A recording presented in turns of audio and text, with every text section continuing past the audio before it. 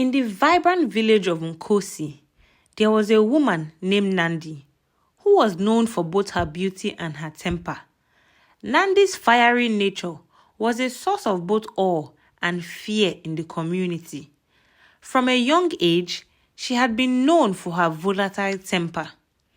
As a child, she would often lash out at her peers over minor disputes. Her anger so fierce that it would sometimes lead to physical altercations.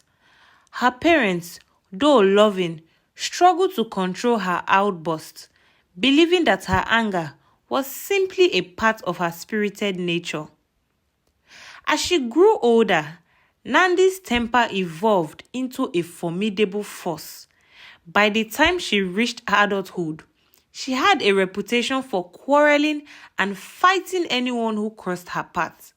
Her outbursts were legendary, from heated arguments with neighbors over trivial matters to physical altercations with those who dared to challenge her.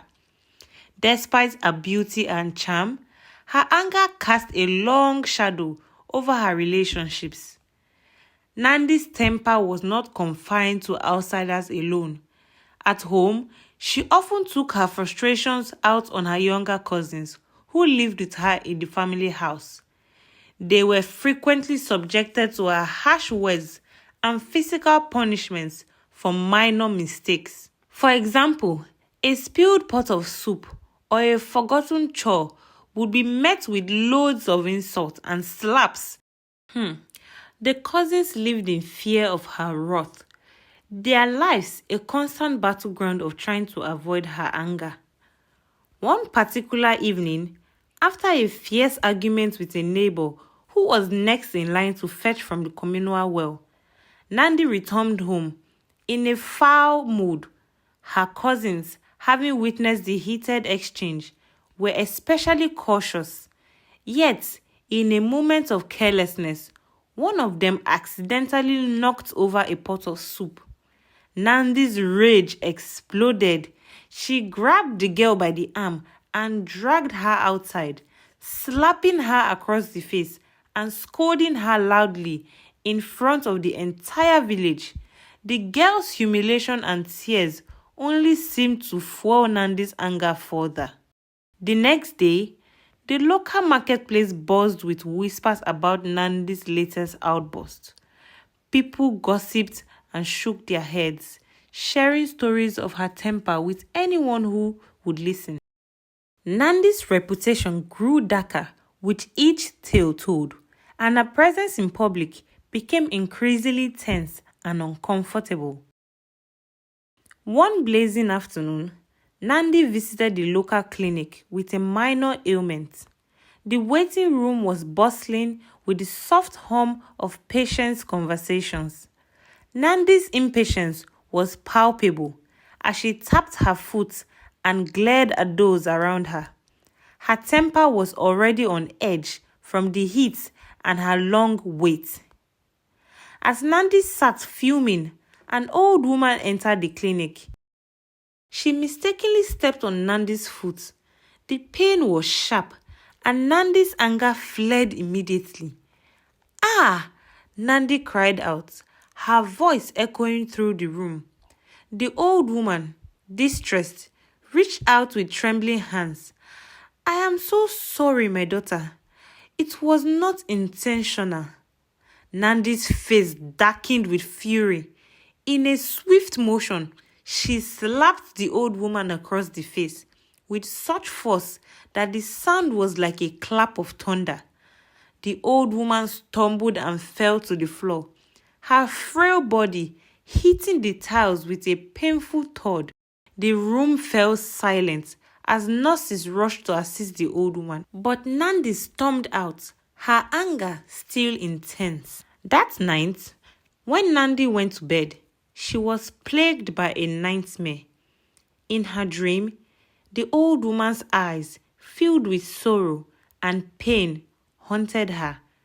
Nandi awoke in a cold sweat to find her bed soaked.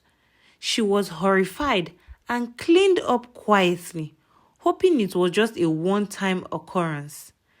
But the bedwetting continued, night after night, becoming an unrelenting torment. Nandi's condition soon became the talk of the village. Her cousins, who had long suffered under her harsh rule, eagerly shared the new scandal with anyone who would listen. They whispered about her misfortune and laughed behind her back. The gossip spread like wildfire, and Nandi's once proud demeanor turned into a source of pity and scorn. Desperation led Nandi to seek help from various sources. She visited traditional healers who concocted elaborate remedies and performed rituals, but nothing eased her suffering. She consulted doctors, but their treatments were ineffective. The villagers' whispers grew louder, and Nandi's once commanding presence became timid and hesitant. One day, as she walked through the village square, Nandi was confronted by a group of local women who had gathered to discuss her plight. One woman with a mocking tone said, "Maybe this is what you deserve for always causing trouble." Another added, "It seems your anger has come back to haunt you." The scornful remarks stung Nandi deeply, adding to her growing sense of isolation. She felt more alienated than ever, her pride eroded by the relentless gossip and her own misery. Lunga, the kind-hearted farmer who had been Nandi's fiancé, tried to stand by her despite the growing shame. However, the bedwetting became a constant source of social stigma. One evening, Lunga visited Nandi with a heavy heart and broke off their engagements. "I can't marry you like this, Nandi," he said sorrowfully. "The shame is too much for both of us to bear. I am truly sorry." Nandi was heartbroken, isolated, and in very low spirits. She withdrew from her community, her confidence shattered. She spent her days alone, her nights haunted by her curse. The loss of Lunga and the weight of her affliction left her feeling hopeless. One day, while sitting by the river in despair, Nandi overheard women discussing a prophet who had recently arrived in a nearby town. They spoke of his wisdom and his ability to resolve seemingly impossible problems.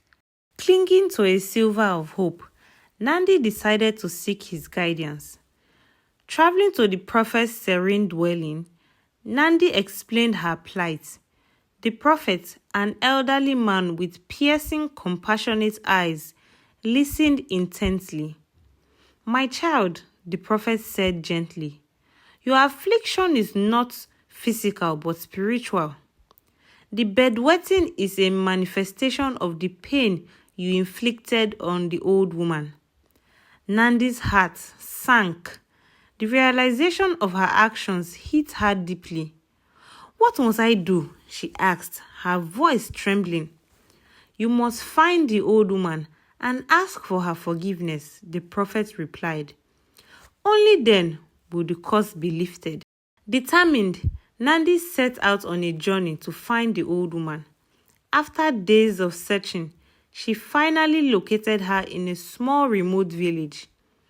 The old woman, now even more frail, recognized Nandi when she knelt before her. "I have suffered greatly because of my actions," Nandi wept. "I beg you to forgive me. I am truly sorry for the pain I caused." The old woman looked at Nandi with weary eyes. "I forgive you, my daughter," she said softly. "May you find peace."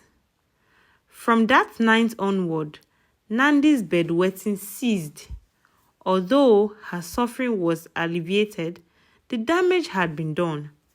Lunga had married another, and the life she had hoped to share with him was lost forever.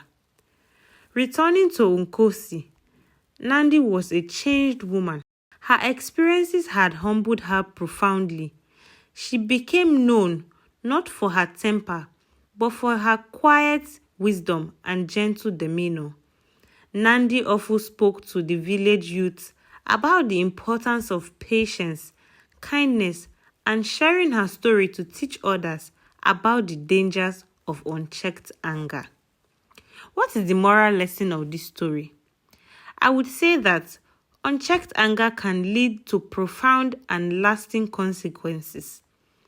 The harm we inflict on others can return to haunt us in unexpected ways. True strength lies in self-control, empathy, and the courage to seek forgiveness. The scars we create with our rage can linger far beyond the moment, affecting our lives in ways we might never anticipate. For more African folktale stories, please like, share, and subscribe to my YouTube channel.